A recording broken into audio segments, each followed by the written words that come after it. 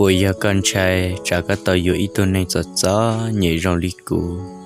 Ê cứ ít nô đào một trò ít lì, cứ ít lì đào một trò ít lúc hiong. Chỉ tàu nhỏ thì chỉ tàu sợ ít nô. Bùi giờ tiệt con trai trả cái họ tàu lần đó cứ. Ê có thể lý kia dạy cú mù lúc đua tu chia chỉ kia bù đồ cú ít lọ. Là cô hai khi đó có bao à mà ít tôi nên thật cho nhiều trong lý cũ nó giải tiệt có chỉ sai cũ là cô yên chỉ tu xia cô và hai tiệt chỉ linh đua nụ ở con giải cũ mù lúc đua lử tu chia lại thế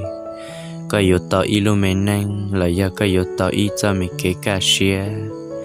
nhân cho lúc mấy số lúa một ta ít sẽ ít chỉ lại xứ. Ê nhá trong tại cụ tổ khen giải tiệt cụ yếu máu xia bảo lý cha lo chế cụ mà lý ua ít xia tổ xuyên cho hai tiệt nó cụ yếu lo bông trò gì nên cho nhẹ plua thiết khâu lá. Ê có thể lý chỉ sai cụ ê có thể lý một sai đùa tổ muốn nhầm luôn nô lại lo